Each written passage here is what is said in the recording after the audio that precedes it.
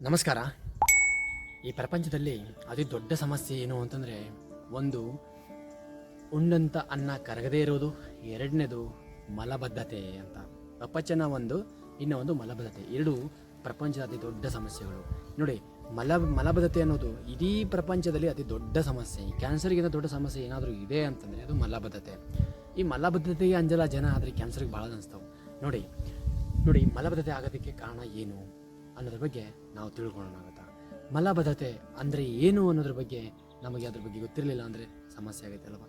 ಮಲಬದ್ಧತೆ ಅಂತಂದರೆ ಏನು ಅಂದರೆ, ನಾವು ರಾತ್ರಿ ಊಟ ಮಾಡಿದಂಥ ಅನ್ನ ನಾವು ತಿಂದ ತಕ್ಷಣ ಸಾರ ಭಾಗ ಸರಿಯಾದ ರೀತಿ ನಮ್ಮ ದೇಹಕ್ಕೆ ಪೋಷಕ ತತ್ವಗಳನ್ನು ಕೊಟ್ಟು, ಕಿಟ್ಟ ಭಾಗ ಮಲದ ಮುಖಾಂತರವಾಗಿ ಸರಾಗವಾಗಿ ಹೋಯಿತು ಅಂದರೆ ಅದನ್ನು ಏನೂ ಸಮಸ್ಯೆ ಇಲ್ಲ.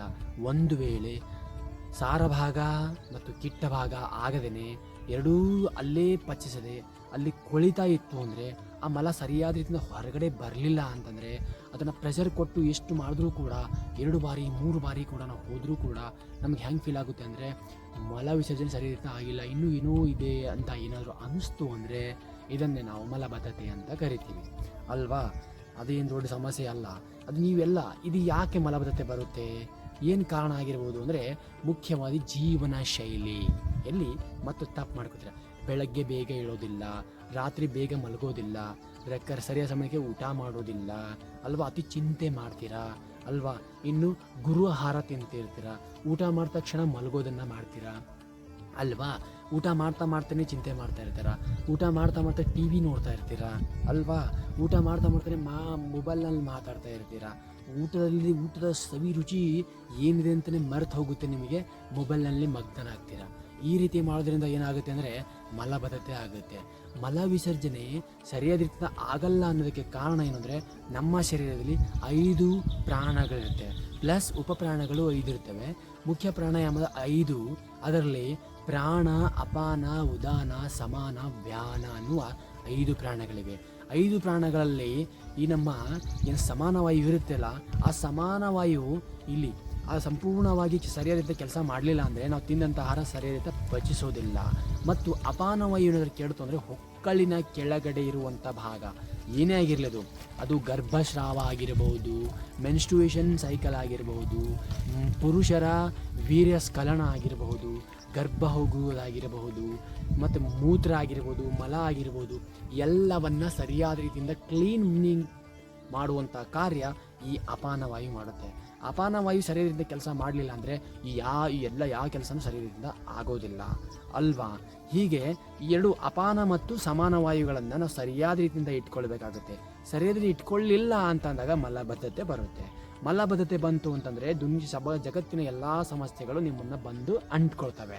ಮಲಬದ್ಧತೆಯಿಂದ ಏನೇನಾಗುತ್ತೆ ನೋಡಿ, ಮಲಬದ್ಧತೆಯಿಂದ ನೆನಪಿನ ಶಕ್ತಿ ಕಡಿಮೆ ಆಗುತ್ತೆ, ರಕ್ತ ಕೆಡುತ್ತೆ, ಹಲ್ಲಿನ ಸಮಸ್ಯೆ ಬರುತ್ತೆ, ಬಾಯಿಯ ದುರ್ಗಂಧ ಬರುತ್ತೆ, ಕೂದಲಿನ ಸಂಪೂರ್ಣವಾಗಿ ಕೂದಲು ತಲೆ ಬೋಳಾಗಬಹುದು. ಇನ್ನು ಚರ್ಮದ ಮೇಲೆ ಸಣ್ಣ ಚಕ್ಕೆತ್ತೆಗಳು ಏಳೋದಾಗಿರ್ಬೋದು, ಚರ್ಮದ ಸಮಸ್ಯೆ ಆಗಿರಬಹುದು, ರಕ್ತ ಕೆಡುತ್ತೆ ಅಲ್ವಾ. ಸಪ್ತಧಾತುಗಳು ರಸ, ರಕ್ತ, ಮಾಂಸ, ಮೇದ, ಅಸ್ಥಿ, ಮಜ್ಜ, ಶುಕ್ರ, ಈ ಸಪ್ತಧಾತುಗಳು ಕೂಡ ಕೆಟ್ಟು ಹೋಗ್ತವೆ. ಯಾಕೆ ಕೆಟ್ಟು ಹೋಗ್ತವೆ ಅಂದರೆ, ನಮಗೆ ತಿಂದಂಥ ಆಹಾರದಿಂದ ನಮಗೆ ಸಾರವಾಗ ದೇಹಕ್ಕೆ ಶರೀರಕ್ಕೆ ಸರಿಯಾದ ಪೋಷಕ ತತ್ವಗಳು ಬೇಕಾಗಿದೆ. ಆದರೆ ಪೋಷಕ ತತ್ವಗಳೇ ನಮ್ಮ ಶರೀರಕ್ಕೆ ಸಿಗಲಿಲ್ಲ ಅಂದರೆ ಶರೀರ ಯಾವ ರೀತಿಯಾಗಿ ಬಿಲ್ಡ್ ಆಗುತ್ತೆ, ರೋಗಗ್ರಸ್ತನೇ ಆಗುತ್ತೆ ಅಲ್ವಾ. ಅದಕ್ಕೆ ನಾನು ಇಲ್ಲಿವರೆಗೂ ಏನೇನು ಹೇಳಿದೆಲ್ಲ, ತಪ್ಪು ಏನು ಮಾಡ್ತಿದ್ರಲ್ಲ ಅವೆಲ್ಲವನ್ನು ಬಿಡ್ತಾ ಹೋಗ್ಬೇಕು ನೀವು. ಅಷ್ಟೇ ಬಿಟ್ಟಿರಿ ಅಂತಂದರೆ ನಿಮಗೆ ಯಾವುದೇ ಸಮಸ್ಯೆ ಆಗೋದಿಲ್ಲ, ಆಯಿತಾ. ಇನ್ನು ಒಂದು ನೋಡಿ, ಮುಖ್ಯತಃ ಸಮಸ್ಯೆಗಳೇನು ಅಂದರೆ, ಅತಿ ಹೆಚ್ಚು ಚಿಂತೆ ಮಾಡಿದ್ರೆ ಏನಾಗುತ್ತೆ ಅಂದರೆ ಅಗ್ನಿ ಮಂದೆ ಆಗುತ್ತೆ. ಚಿಂತೆ ಮಾಡೋದನ್ನ ಬಿಟ್ಕೊಡಿ. ಅದರಿಂದ ತಿಂದಂಥ ಆಹಾರ ಈ ಸಮಾನವಾಗಿ ಕೆಡುತ್ತೆ. ಸಮಾನವಾಗಿ ಕೆಡ್ತು ಅಂದರೆ ಅಪಚಯ ಆಗುತ್ತೆ, ಅದು ಸರಿ ರೀತಿ ಪಚಿಸೋದಿಲ್ಲ. ಆ ಅಪಚಯ ಆಹಾರ ಹೋಗಿ ಮತ್ತೆ ಕೆಳಗಡೆ ಹೋಗಿಬಿಟ್ಟು, ಅದು ಕೂಡ ಸಮಾನವಾಯು ಕೂಡ ಅದು ಏನು ಮಾಡುತ್ತೆ ಅಂದರೆ ಸರಿಯಾದ ಪಚಿಸಲ್ಲ. ಆಮೇಲೆ ಅಪಾನವಾಯು ಕೂಡ ಅದನ್ನು ಸರಿಯಾದ ರೀತಿ ಪಚಿಸೋಕ್ಕಾಗಲ್ಲ, ಅದು ಕರಳಲ್ಲೇ ಅಂಟಿಕೊಳ್ಳುತ್ತೆ. ಮಲ ಸರಿಯಾದ ರೀತಿಯಿಂದ ಪಚಿಸಿದಾಗ ಮಾತ್ರ ಹೊರಗಡೆ ಹೋಗೋದಕ್ಕೆ ಅದಕ್ಕೆ ಶಕ್ತಿ ಇರುತ್ತೆ, ಇಲ್ಲ ಅಂದರೆ ಇರೋದಿಲ್ಲ. ಈ ರೀತಿ ಮಾಡೋದ್ರಿಂದ ಏನಾಗುತ್ತೆ, ಎಲ್ಲ ಸಮಸ್ಯೆಗಳು ಬರ್ತಾ ಇರ್ತವೆ. ಬಾಯಿ ದುರ್ಗಂಧ, ನಿಮ್ಮ ಬಾಯಿಯಲ್ಲಿ ಸಮಸ್ಯೆ ಇರೋದಿಲ್ಲ, ಬಾಯಿ ದುರ್ಗಂಧ ಬರೋಕ್ಕೆ ಕಾರಣ ಹೊಟ್ಟೆ ಸಮಸ್ಯೆ ಬಹಳ ಇಂಪಾರ್ಟೆಂಟ್. ಮಲಬದ್ಧತೆಯಿಂದಲೇ ಈ ಸಮಸ್ಯೆ ಬರುತ್ತೆ, ಬರೆದಿಟ್ಕೊಳ್ಳಿ. ಇನ್ನು ಒಂದು ಏನು ಅಂತಂದರೆ, ನೀವು ಊಟ ಮಾಡಿದ ತಕ್ಷಣ ಅತಿ ಹೆಚ್ಚು ನೀರನ್ನು ಸೇವನೆ ಮಾಡ್ತೀರಲ್ಲ, ಅದು ಕೂಡ ದೊಡ್ಡ ಸಮಸ್ಯೆ. ಅದರಿಂದ ಮಲಬದ್ಧತೆ ಆಗುತ್ತೆ. ಯಾಕಂದರೆ ಅಗ್ನಿ ಮಂದೆ ಆಗುತ್ತೆ, ಮಲಬದ್ಧತೆ ಆಗುತ್ತೆ. ಬಿಟ್ಟು ಬಿಡೋದನ್ನು ಯಾವುದೇ ಕಾರಣಕ್ಕಾಗಿ ಊಟ ಮಾಡಿದ ತಕ್ಷಣ ನೀವು ಮಲಗಕ್ಕೆ ಹೋಗಬೇಡಿ. ಭಾಳ ಜನ ಮಾಡ್ತಾರೆ 10 ಗಂಟೆಗೆ ಊಟ ಮಾಡ್ತಾರೆ, 15 ನಿಮಿಷಕ್ಕೆ ಹೋಗಿ ಮಕ್ಕೊಂಡ್ಬಿಡ್ತವೆ. ಅದು ಸಮಸ್ಯೆ, ಅದರಿಂದ ಮಲಬದ್ಧತೆ ಆಗುತ್ತೆ. ಯಾವಾಗಲೂ 8 ಗಂಟೆಗೆ ಊಟ ಮಾಡಿ 10 ಗಂಟೆಗೆ ಮಲ್ಕೊಳ್ಳಿ. 2 ಗಂಟೆಗಳ ಅಂತರ ಇಡಿ, ಆವಾಗ ನಿಮಗೆ ಮಲಬದ್ಧತೆ ಸಮಸ್ಯೆ ಆಗೋದಿಲ್ಲ. ಸರಿಯಾದ ರೀತಿಯಿಂದ ಪಚಿಸುತ್ತೆ, ಯಾವುದೇ ಸಮಸ್ಯೆ ಇಲ್ಲ, ಅನುಮಾನನೇ ಇಲ್ಲ. ನೋಡಿ, ಸಮಾನ ವಾಯು ಮತ್ತು ಅಪಾನ ವಾಯು ಎರಡನ್ನ ಸರಿಯಾದ ರೀತಿಯಿಂದ ಅವುಗಳನ್ನು ಸರಿಯಾಗಿ ಮಾಡಬೇಕಿತ್ತು ಅಂದರೆ ಏನು ಮಾಡಬೇಕು? ವಾಯು ಸಮಸ್ಯೆ ಏನಾದರೂ ಬಂತು ಅಂತಂದರೆ ನಿಮಗೆ ದೊಡ್ಡ ಸಮಸ್ಯೆಗಳು ಬರ್ತವೆ. ಮತ್ತು ಪರಿಹಾರ ಹೆಂಗೆ ಮಾಡ್ಕೋಬೇಕು? ವಾಯು ಸಮಸ್ಯೆ ಏನೇನು ಪರಿಹಾರ ಬರ್ತದೆ, ಏನೇನು ಸಮಸ್ಯೆ ಆಗ್ತವೆ ಗೊತ್ತಾ? ಬೋನ್ ಸಮಸ್ಯೆ ಏನೇ ಇರಲಿ, ಶರೀರದಲ್ಲಿ ಏನೋ ಒಂದು ಬೇನೆ ಆಗ್ತಾ ಇದ್ದೇನೆ, ಮಾಸಿಕ ಧರ್ಮದ ಬೇನೆ ಆಗಿರ್ಬೋದು, ಅದು ಕೂಡ ವಾಯುವೇ ಕಾರಣ ಆಗಿರುತ್ತೆ. ಶೂಲಂ ನಾಸ್ತಿ ವಿನಾವಾತ, ವಿನಾವಾತ ಅಂದರೆ ವಾತವಿಲ್ಲದೆ ಯಾವುದೇ ಬೇನೆ ಆಗೋದಿಲ್ಲ.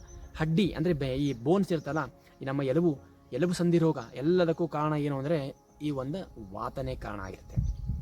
ಹಾಗೆ ಉಪಶಮನ ಏನು? ವಾತದಿಂದ ಸಂಪೂರ್ಣವಾಗಿ ನೀವು ಇದರಿಂದ 80 ರೋಗಗಳನ್ನು ಸಂಪೂರ್ಣವಾಗಿ ನಾಶ ಮಾಡಬೇಕಿತ್ತು ಅಂತಂದರೆ ನೀವು ಬಹಳ ಅದ್ಭುತವಾದಂಥದ್ದು ಏನಾದ್ರಿಂದ ಅದು ಅಭ್ಯಾಂಗ ಅಂತ ಕರೀತಾರೆ. ಅಭ್ಯಾಂಗದಿಂದ ವಾತದ ಸರ್ವ ರೋಗಗಳು ನಾಶ ಆಗ್ತವೆ. ಇನ್ನು ಒಂದು ಬಸ್ತಿ ಕರ್ಮ ಅಂತ, ಮಲದ್ವಾರದ ಮುಖಾಂತರವಾಗಿ ಎಣ್ಣೆ ಆಗಿರಬಹುದು, ಆಯುರ್ವೇದ ಔಷಧಿಗಳಾಗಿರಬಹುದು, ಮಲದ್ವಾರದ ಮುಖಾಂತರವಾಗಿ ಅದನ್ನು ಕೊಟ್ಟು ವಾಯುವಿನ ಸರ್ವ ರೋಗಗಳನ್ನು ನಾಶ ಮಾಡುವುದಕ್ಕೆ ಈ ಒಂದು ಬಸ್ತಿ ಕರ್ಮ, ಅದನ್ನು ಅಂಗ್ರೇಜಿ ಅಂದರೆ ಇಂಗ್ಲೀಷ್ನಲ್ಲಿ ಅದನ್ನು ಎನಿಮಾ ಅಂತ ಕರೀತಾರೆ. ಅದನ್ನು ಅದ್ಭುತವಾಗಿ ಕೆಲಸ ಮಾಡುತ್ತೆ. ನೀವು ಹತ್ತಿರದ ಪಂಚಕರ್ಮ ಸೆಂಟರ್ಗೆ ಭೇಟಿ ಕೊಟ್ಟು ನೀವು ಈ ಎನಿಮಾ, 1 ವಾರದ ಎನಿಮಾ ಅಥವಾ 21 ದಿನದ ಎನಿಮಾನ ಮಾಡಿಕೊಂಡ್ರಿ ಅಂತಂದರೆ ನಿಮಗೆ 80 ವಾತದ ರೋಗಗಳು ಸಂಪೂರ್ಣವಾಗಿ ನಾಶ ಆಗ್ತವೆ. ನೆನಪಿಟ್ಕೊಳ್ಳಿ. ಇನ್ನು ಒಂದು ಅಭ್ಯಾಂಗ, ಮೈ ತುಂಬ ಎಣ್ಣೆ ಹಚ್ಕೊಂಡು ಸರಿಯಾದ ರೀತಿಯಿಂದ ಅನುಲೋಮನ ಮತ್ತು ಪ್ರತಿಲೋಮನ ಗತಿಯಿಂದ, ನೆನಪಿಟ್ಕೊಳ್ಳಿ, ಅನುಲೋಮನ ಮತ್ತು ಪ್ರತಿಲೋಮನ ಗತಿಯಿಂದ ಮಾತ್ರ ನಾವು ಮಸಾಜ್ ಮಾಡಿದಾಗ ನಮಗೆ ಒಳ್ಳೆಯ ಒಂದು ಬೆನಿಫಿಟ್ ಸಿಗುತ್ತೆ. ಆಯಿತಾ? ಹತ್ತಿರದ ಈ ಪಂಚಕರ್ಮಕ್ಕೆ ಹೋದರೆ ನಿಮಗೆಲ್ಲನೂ ಮಾಡ್ತಾರೆ, ಎಲ್ಲ ಹೇಳ್ತಾರೆ ಅವರು, ಅಲ್ಲಿ ಹೋಗಿ ಮಾಡ್ಕೊಂಡ್ಬಿಡಿ. ಇನ್ನೂ ಒಂದೇನು ಅಂದರೆ ಚಿಂತೆಯಿಂದ ಹೊರಗಡೆ ಬರಬೇಕು, ಮೆಡಿಟೇಷನ್ ಮಾಡಬೇಕು ಅಂತ ಹೇಳ್ತಾರೆ. ಎಲ್ಲಿವರೆಗೂ ಯಮ ನಿಯಮ ಆಸನ ಪ್ರಾಣಾಯಾಮ ಪ್ರತ್ಯಾಹಾರ ಧಾರಣ ಎಲ್ಲಿವರೆಗೂ ಮಾಡಲ್ವೋ ಧ್ಯಾನ ಯಾವುದೇ ಕಾರಣಕ್ಕೂ ಆಗೋದಿಲ್ಲ. ಅದಕ್ಕೆ ಧ್ಯಾನದಿಂದ ತುಂಬ ಸ್ವಲ್ಪ ದೂರ ಇರಿ, ಕನ್ಫ್ಯೂಷನ್ ಇರಕ್ಕೆ ಹೋಗಬೇಡಿ. ಧ್ಯಾನ ಮಾಡಿ, ಆಗಲ್ಲ, ಧ್ಯಾನ ಆಗೋದಿಲ್ಲ. ಯಮ ಮತ್ತು ನಿಯಮ ಅಭ್ಯಾಸ ಮಾಡದೇ ನೀವು ಧ್ಯಾನ ಮಾಡೋಕ್ಕೆ ಆಗೋದಿಲ್ಲ ರೀ. ನಿಮಗೆ 100 ವರ್ಷ ಕೊಟ್ಟು ನೀವು ಮಾಡೋಕ್ಕಾಗಲ್ಲ. ಮಾಡಬೇಕಿತ್ತು ಅಂದರೆ ಯಮ ನಿಯಮ ಆಸನ ಪ್ರಾಣಾಯಾಮ ಪ್ರತ್ಯಾಹಾರ ಧಾರಣ ಅಭ್ಯಾಸ ಮಾಡಿದ ನಂತರ ನೀವು ಧ್ಯಾನಕ್ಕೆ ಅರ್ಹರಾಗ್ತೀರಾ ಅಷ್ಟೇ. ಮಾಡಲ್ಲ ನೀವು, ಅರ್ಹತೆ ಬರುತ್ತೆ ನಿಮಗೆ ಧಾರಣ ಮಾಡಿದಾಗ. ಆಮೇಲೆ ನಿಮ್ಮ ಮನಸ್ಸನ್ನು ಸಂಪೂರ್ಣವಾಗಿ ಏಕಾಗ್ರತೆ ನಿರ್ಮಚಿತ ಕೇಂದ್ರೀಕರಣ ಮಾಡಿದ್ರೆ ಅಂದರೆ ಆವಾಗ ನೀವು ಧ್ಯಾನ ಮಾಡ್ತೀರಾ, ಯಾವುದೇ ಅನುಮಾನ ಇಲ್ಲದೆ. ನೋಡಿ, ಇವೆಲ್ಲ ಮಾಡೋದ್ರಿಂದ ಏನಾಗುತ್ತೆ ಅಂದರೆ ಅಪಾನವಾಯು ಮೇಲೆ ಮುಖ್ಯವಾಗಿ ಏನಂದರೆ ನಮ್ಮ ಜಠರಾಗ್ನಿ ಚೆನ್ನಾಗಿರಬೇಕು. 13 ಅಗ್ನಿಗಳಲ್ಲಿ ನಮ್ಮ ಜಠರಾಗ್ನಿ ಅದ್ಭುತವಾಗಿದ್ದಾಗ ಮಾತ್ರ ನಮಗೆ ರೋಗ ನಿರೋಧಕ ಶಕ್ತಿ ಹೆಚ್ಚಿಸುವುದಕ್ಕೆ ಈ ಅಗ್ನಿನೇ ಕಾರಣ ಆಗಿರುತ್ತೆ.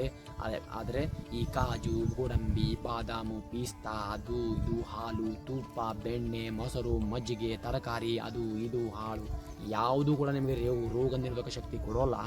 ಯಾವಾಗ ನಿಮ್ಮ ಅಗ್ನಿ ಡೈಜೆಷನ್ ಫೈರ್ ಚೆನ್ನಾಗಿರುತ್ತೆ ಆಗ ಮಾತ್ರ ನೀವು ಆರೋಗ್ಯವಾಗಿರುವುದಕ್ಕೆ ಮತ್ತು ರೋಗ ನಿರೋಧಕ ಶಕ್ತಿ ಕೊಡುವುದಕ್ಕೆ ಇದು ಸಕ್ಷಮ ಆಗಿರುತ್ತೆ. ಯಾವಾಗ ನಿಮ್ಮ ಅಗ್ನಿ ಚೆನ್ನಾಗಿತ್ತು ಅಂದರೆ ನೀವು ಚೆನ್ನಾಗಿರ್ತೀರ.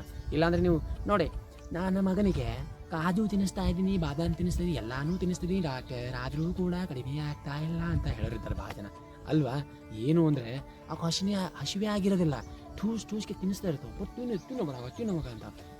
ತಿಂದಂಥ ಅನ್ನ ಪಚನ ಆದಾಗ ಮಾತ್ರ ಅದು ದೇಹಕ್ಕೆ ಸಾರವಾಗಿ ಕೆಲಸ ಮಾಡುತ್ತೆ, ಪೋಷಕ ತತ್ವ ಕೊಡುತ್ತೆ. ಆಗ ಹಸಿನೇ ಇರೋದಿಲ್ಲ. ಇವ್ರು ಕೊಡ್ತಾರೆ ಕಾಜು ಸುಮ್ಮನೆ, ಬಾದಾಮ್ ಸುಮ್ಮನೆ ಇದೆನಾ, ಬಾದಾಮು ಎಲ್ಲಕ್ಕಿಂತ ಹಾಳು. ಹೌದು, ಯಾವ ವ್ಯಕ್ತಿಗೆ ಹಸಿವು ಚೆನ್ನಾಗುತ್ತೆ, ಅತಿ ಗುರು ಆಹಾರಗಳು ಎಲ್ಲ ಪಚಿಸುವಂಥ ಕ್ಷಮತೆ ಇತ್ತು ಅಂದರೆ ಅಮೃತದಂತೆ ಕೆಲಸ ಮಾಡ್ತಾವೆ. ಪಚಿಸದಂತೆ ಕೆಲಸ ಇರಲಿಲ್ಲ, ಅದುಗಳ ಶಕ್ತಿ ಇರಲಿಲ್ಲ ಅವನ ಹತ್ರ ಅಂದರೆ ಅದು ವಿಷದಂತ ಕೆಲಸ ಮಾಡ್ತಿರ್ತಾವೆ. ಬಾದಾಮ್ ಚೆನ್ನಾಗೇ ಇದೆ, ಆದರೆ ಯಾರಿಗೆ ಚೆನ್ನಾಗಿದೆ ಅದು ಇಂಪಾರ್ಟೆಂಟ್ ಇದೆ ಅಲ್ಲ, ಅದನ್ನು ಭಾಳ ಗಮನದಲ್ಲಿ ಇಟ್ಕೊಳ್ಳಿ. ನಿಮ್ಮ ಮಕ್ಕಳನ್ನ ಸುಮ್ಮನೆ ಬಲವಂತವಾಗಿ ತಿನ್ಸಕ್ಕೆ ಹೋಗಬೇಡಿ. ಮಗು ಹಸಿವೆ ಆಗಿದೆ ಇಲ್ಲ ಅನ್ನೋದನ್ನು ಗಮನ ಇಟ್ಕೊಳ್ಳಿ, ಆವಾಗ ಮಾಡಿ. ಮತ್ತು ಈಗ ನಿಮ್ಮ ಮಗುವಿಗೆ ಹಸಿವೆ ಆಗ್ತಾ ಇಲ್ಲ, ನಿಮಗೂ ಹಸಿವೆ ಆಗ್ತಾ ಇಲ್ಲ ಅಂದರೆ ಅದು ಕೂಡ ಮನೆಮದ್ದನ್ನು ನೋಡಿ ತಿಳ್ಕೊಳ್ಳೋಣ. ಹಸಿವೆ ಆಗೋದಕ್ಕೆ ಏನು ಮಾಡಬೇಕು? ಹಸಿ ಶುಂಠಿ ಮತ್ತು ಬ್ಲ್ಯಾಕ್ ಸಾಲ್ಟ್ ಅಂದರೆ ಸೈಂಧವ ಲವಣ ಅಂತ. ಹಸಿ ಶುಂಠಿನ ಕಿರಿವಳಿನ ಕೊನೆ ಭಾಗದಷ್ಟು ತೊಗೊಳ್ರಿ. ನಾವು ಕಾಲನ ಮಗನ ಕರಿ ಉಪ್ಪನ್ನು ಎಷ್ಟು ತೊಗೋಬೇಕಂದ್ರೆ ಚೆನ್ನಿಗೆ ಬೆಳೆ 2 ದಾಣೆಯಷ್ಟು ಅದನ್ನು ಮಿಶ್ರಣ ಮಾಡಿಬಿಟ್ಟು ಅಗಿದಗಿದು ತಿನ್ನಿ ಅರ್ಧ ಗಂಟೆ ಮೊದಲು. ತಿಂತ ಹೋಗಿ 7 ದಿನಗಳ ಕಾಲ ಮಾಡಿ. ಖಂಡಿತವಾಗಿ ಸೈಡ್ ಎಫೆಕ್ಟ್ ಯಾವುದೂ ಇಲ್ಲ, ಎಲ್ಲರೂ ಮಾಡ್ಬೋದು, ಮಾಡಿ ಚೆನ್ನಾಗಿರುತ್ತೆ. ಹಸಿವೆ ಆಗುತ್ತೆ 7 ಡೇಸ್ ಮಾಡಿ. ಇಲ್ಲ ನಿಮ್ಗೆ ಇದೂ ಆಗ್ತಾ ಇಲ್ಲ ಅಂತಂದರೆ ಇದು ಆಗುತ್ತೆ. ಒಂದು ವೇಳೆ ಸುವಿಧ ನಿಮಗೆ ಜಾಸ್ತಿ ಇತ್ತು ಅಂತಂದರೆ ನೀವು ಮುಲೆಠಿ ಅರ್ಧ ಚಮಚ ತೊಗೊಳ್ಳಿ. ಮತ್ತು ಹರೆಡ್ ಅಂತ ಸಿಗುತ್ತೆ, ಹರೆಡ್ ಹರಳೆಕಾಯಿ ಅಂತ ಏನು ಹೇಳ್ತಾರಲ್ಲ ಅದರದ್ದು ಅರ್ಧ ಚಮಚ, ಪಾವು ಚಮಚ ಅಂದರೆ 1/4 ಚಮಚ ಅಂತ ಹೇಳ್ತಾರೆ ಅದನ್ನು. 1/4 ಚಮಚ ಪೌಡ್ರ್ ಅದನ್ನು ತೊಗೊಳ್ಳಿ. ಮತ್ತು ಈ ಎಸ್ಟಿ ಮಧು ಅಂತ ನಾವೇನು ಕರಿತೀವಲ್ಲ ಮತ್ತು ಅದನ್ನು ಅರ್ಧ ಚಮಚ ತೊಗೊಳ್ಳಿ. ಮತ್ತು ಚಿಟಿಕೆಯಷ್ಟು ಜಿಂಜರ್ ಪೌಡರ್ ಮಿಶ್ರಣ ಮಾಡಿ, ಮೂರ್ದು ಮಿಶ್ರಣ ಮಾಡಿಬಿಟ್ಟು ಸ್ವಲ್ಪ ಅದರಲ್ಲಿ ನೀವು ಸ್ವಲ್ಪ ನೀರು, ಕಪ್ಪಿನಲ್ಲಿ ನೀರು ಆ್ಯಡ್ ಮಾಡಿಬಿಟ್ಟು ಅದನ್ನು ಸೇವನೆ ಮಾಡಿದಾಗ ಏನಾಗುತ್ತೆ ಅಂತಂದರೆ ಅರ್ಧ ಗಂಟೆ ಮೊದಲು ಇಲ್ಲ 1 ಗಂಟೆ ಮೊದಲು ಇದನ್ನು ಮಾಡಿ, ಅದು ಅರ್ಧ ಗಂಟೆ ಮೊದಲು ಅದನ್ನು ಹೇಳಿದನ್ನು ಮಾಡಿ. ಎರಡನ್ನು ಮಾಡ್ತಾ ಹೋಗಿ ಹಸಿವು ಭಾಳ ಚೆನ್ನಾಗಾಗುತ್ತೆ. ಮತ್ತು ನಿಮ್ಮ ಮಕ್ಕಳು ಕೂಡ ದಷ್ಟಪುಷ್ಟ ಆಗ್ತಾರೆ. ಯಾವಾಗ ಅಗ್ನಿ ಚೆನ್ನಾಗಿರುತ್ತೆ ಆವಾಗ ಮಾತ್ರ ರೋಗ ನಿರೋಧಕ ಶಕ್ತಿ ಚೆನ್ನಾಗಿ ಬೆಳೆಯುತ್ತೆ. ಸುಮ್ಮನೆ ಯಾರೋ ಹೇಳಿದ್ರು ಬಾದಾಮ್ ತಿನ್ನಿಸ್ರಿ, ಕಾಜು ತಿನ್ನಿಸಿ, ಕಿಸ್ಮಿಸ್ ತಿನ್ನಿಸಿ, ಗೋಡಂಬಿ ತಿನ್ನಿಸಿ, ಆಪಲ್ ತಿನ್ನಿಸಿ, ತರಕಾರಿ ತಿನ್ನಿಸ್ರಿ, ಅವೆಲ್ಲ ಆಗಲ್ರಿ. ಮದುವೆ ಚೆನ್ನಾಗಿರಬೇಕು, ಹಸಿವು ಚೆನ್ನಾಗಬೇಕು, ಆವಾಗ ಮಾತ್ರ ಚೆನ್ನಾಗಿ ಆಗುತ್ತೆ. ಮತ್ತು ಈ ವಾತದ ಸಮಸ್ಯೆನ ಬಗೆಹರಿಸ್ಕೊಳ್ಳೋದಕ್ಕೆ ನಾನು ಹೇಳಿದೆ ಬಸ್ತಿ ಕರ್ಮ ಮಾಡಿಕೊಳ್ಳಿ ಅಂತ. ಮತ್ತು ಅಭ್ಯಂಗ ಮತ್ತು ಬಸ್ತಿ ರಾಮ ಮಾಡೋಂಥ ಕೆಲಸ ಮಾಡ್ತಾವ. ಮಹಿಳೆಯರ ಯಾವುದೇ ಸಮಸ್ಯೆ ಇರಲಿ ಬಸ್ತಿ ಕರ್ಮ ಮಾಡಿಕೊಳ್ಳಿ, ಎಲ್ಲ ವಾತದ ಸಮಸ್ಯೆ ಸಂಪೂರ್ಣವಾಗಿ ನಾಶ ಆಗ್ತವೆ. ಮತ್ತು ನೀವು ಹೆಲ್ದಿನೂ ಆಗಿರ್ತೀರ, ಆರೋಗ್ಯವಾಗಿಯೂ ಇರ್ತೀರ. ಯಾವುದೇ ಅನುಮಾನ ಇಲ್ಲ, ಮೊದಲು ಮಾಡುವಂಥ ಪ್ರಯತ್ನ ಮಾಡಿ. ಸುಮ್ಮನೆ ಮನೆಯಲ್ಲಿ ಕುಂತ್ಬಿಟ್ಟು ಅಯ್ಯೋ ಹಾಗೆ ಹೀಗೆ ಅನ್ಕೋತಾನೆ ಸಮಯ ವೇಸ್ಟ್ ಮಾಡೋಕ್ಕೆ ಹೋಗಬೇಡಿ. ಎಲ್ಲದಕ್ಕೂ ಪರಿಹಾರ ಇದೆ, ನಮ್ಮ ಶಾಸ್ತ್ರದಲ್ಲಿದೆ, ಯೋಗ ಮತ್ತು ಆಯುರ್ವೇದದಲ್ಲಿ ಇದೆ. ಯಾವುದೇ ಅನುಮಾನ ಇಲ್ಲ. ನಿಮ್ಮ ಆರೋಗ್ಯ ನಮ್ಮ ಮತ್ತು ನಿಮ್ಮ ಕಾಳಜಿ ಅಂತ ಹೇಳ್ತಾ ಎಲ್ಲರಿಗೂ ನಮಸ್ಕಾರ.